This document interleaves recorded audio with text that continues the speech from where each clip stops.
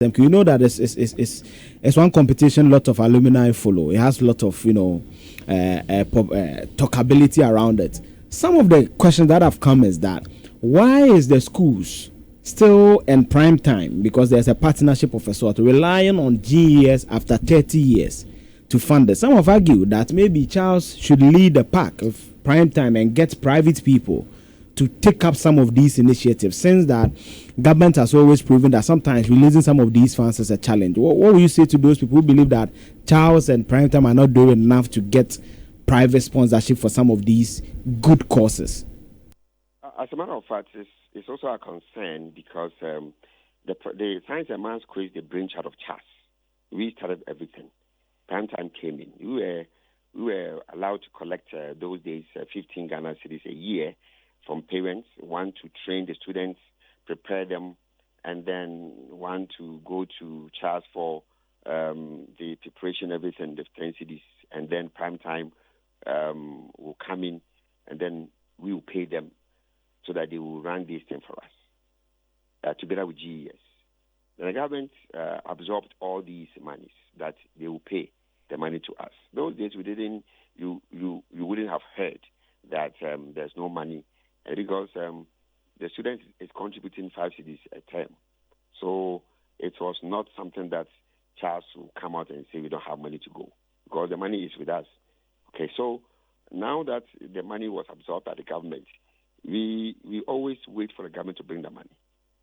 All right, and then the prime time, the one that we were giving to prime time will have to go to the government for that, their share of the money to organize the program. As for the sponsors, we sat down with prime time last year, and we asked them to let us know we want to be part of whatever they are doing, and they promised that they would do that. We still have to sit down. The minister made it clear during the conference that we sit down with prime time and do things differently, so that some of these things will not happen, because prime time was giving money, and schools have not been giving money, and prime time wrote to us that we should come for the competitions, and we said no, we cannot. So we are waiting for the money. When the money comes, we will go. Now the money has come, and we are going. And I know that you wear double hats. You are the headmaster for WAS. I mean, your old boys are sending me messages to ask you how prepared are their boys, and what should they expect from your team. Tell them to come to school and ask me. They can't ask me on radio. Thank you, sir. Reverend Father, just a few things, and I'll take you a few steps back, because when that question about whether we should go back to the old system of the PTA came up, your response was yes.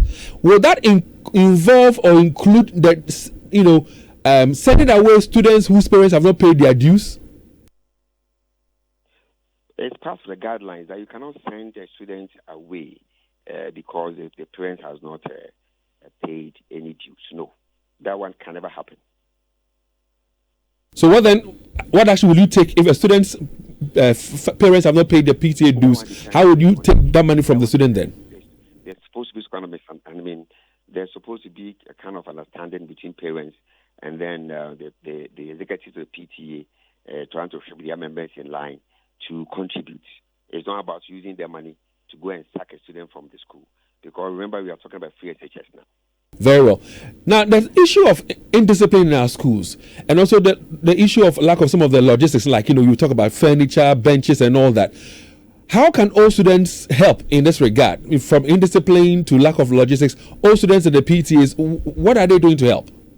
As a matter of fact, as for all students, they are not left out. In my school, for example, all students, they know what to do. You don't even ask them, and then they will come and do it, because every year they are celebrating the anniversary, so they will come and do something in the schools. And I wish that every school will also do that. So I'll call on my alumni, the alumni in various schools, to go to their schools and also support them, because they are major stakeholders in the schools. So it is not like because PTAs are coming in. As I said, PTAs have always been there, but just that the rate at which they were helping the schools went down. We are calling on them to come back, and some of them started some projects. They should go back and complete the project. And we are calling on all parents not to hide behind free SHS not to contribute to whatever is going on in the schools. They should go and contribute. And we are also calling on past students of various schools to go.